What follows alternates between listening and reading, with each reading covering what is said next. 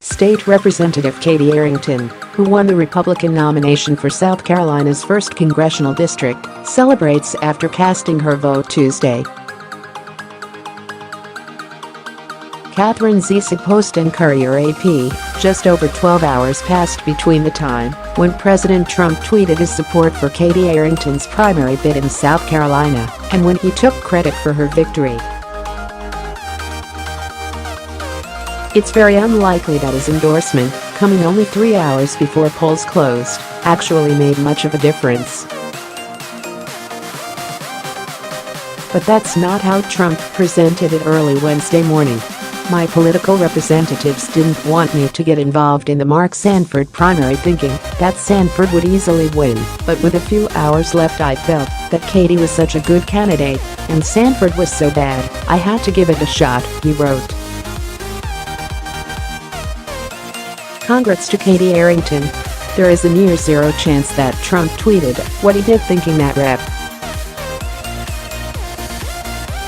Mark Sanford, R-S.C, was cruising to an easy win, but that's beside the point. What's notable about Arrington's victory is that she encapsulates two of the central themes of the 2018 midterms to date. She is a Republican who enthusiastically supports Trump, and she is a woman. Sanford earned Trump's ire for his sharp criticisms of the president. Shortly after Trump took office, Sanford referred to himself as a dead man walking, recognizing that bucking Trump bore political risks.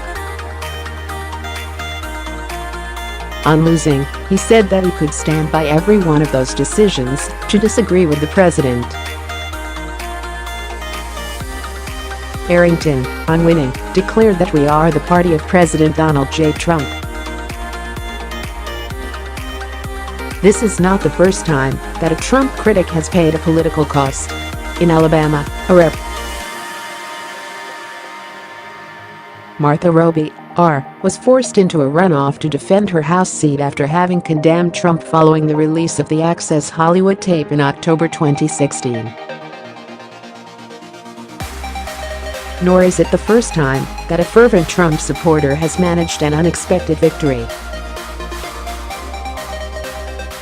In Virginia on Tuesday, former gubernatorial candidate Corey Stewart narrowly won the Republican nomination for U.S. Senate and will face off against Democratic incumbent Senator Tim Kaine in November.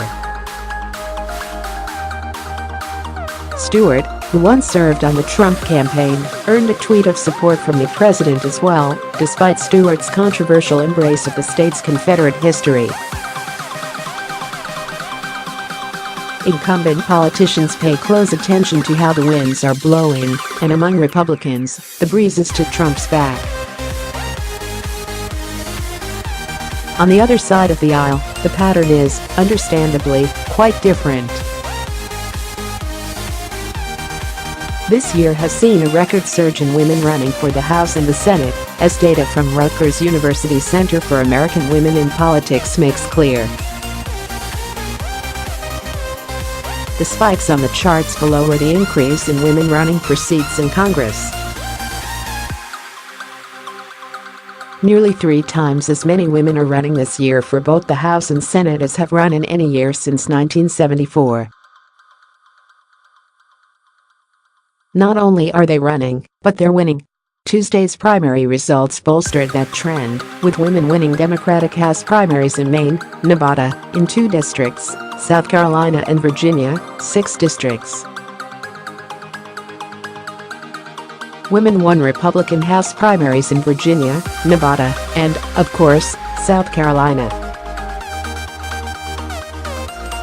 Some of those victors were incumbents, including the Democratic victor in North Dakota's Senate primary, Heidi Heitkamp.